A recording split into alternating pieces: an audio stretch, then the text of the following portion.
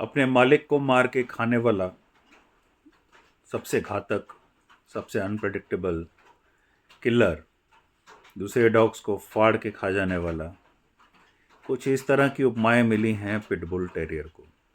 दोस्तों, मेरा नाम राजीव लांबा है और आज हमारे स्पेसिफिक डॉग सीरीज़ में मैं जो डॉग ले रहा हूँ वो पिटबुल है। ये वीडियो थोड़ा सा बड़ा होगा, लेकिन ज़रूरी है कि मैं कई मिथ्स जो इस डॉग के साथ जुड़े हुए हैं उनको डिबंक करूँ। पिटबुल की मूलतः दो ब्लड लाइन्स चलती हैं। एक है कार्वर, जो कि थोड़ी सी फ्रेंडली डोसाइल मानी जाती है, और एक है कोल्बी। और कोल्बी जो है वो प्योर ब्रेड पिट फाइटर्स हैं।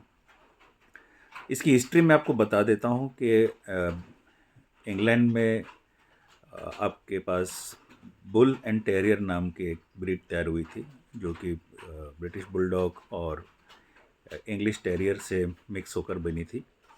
उसका एक अंश जो है अमेरिका ले जाया गया और फिर वहाँ जाकर उसे American Staffordshire terrier, American bulldog और अन्य कई ब्रीड्स के साथ मिक्स करके पिटबुल टेरियर को तैयार किया गया। APBT, अमेरिकन पिटबुल टेरियर, ये उसका सही नाम है। फिर उसके कई वेरिएशंस बने हैं, जिसमें अमेरिकन बुली आ गया, फिर स्टेफर्डशायर टेरियर प्योर आ गया,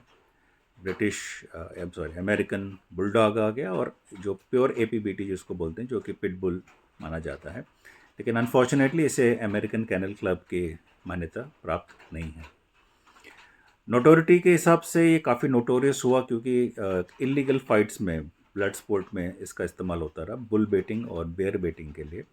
क्योंकि ये एक निडर डॉग है, जब तक इसके हाथ पैर सलामत हैं, चाहे एक हाथ पैर टूट भी जाए वो तब भी लड़ता रहे, और जब तक वो लास्ट तक जिंदा है तब तक वो लड़ता रहेगा। मानिए कि ये एक ऐसी ब्रीड है जो कि पावर हाउस हम कह सकते हैं। एक डॉग जो कि मीडियम साइज़ का डॉग है, लेकिन वो आपके लिए जान दे भी सकता है और ले भी सकता है।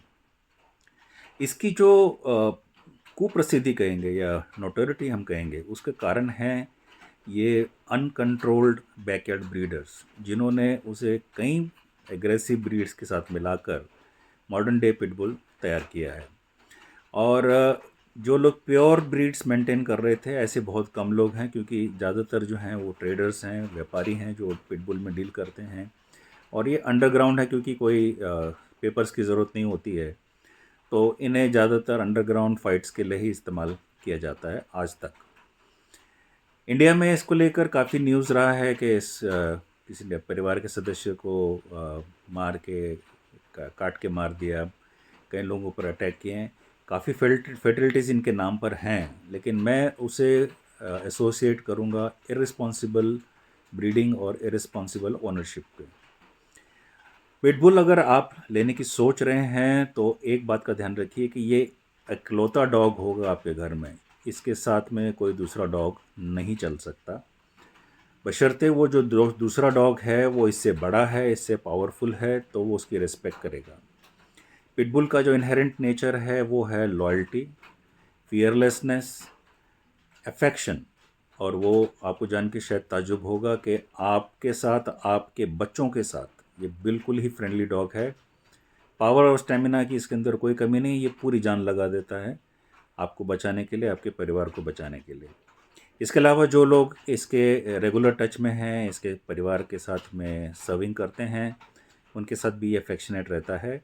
लेकिन जहाँ ये कोई दूसरा डॉग देखेगा तो वहाँ पर इसका टेरिटोरियल नेचर एक्टिवेट हो जाता है।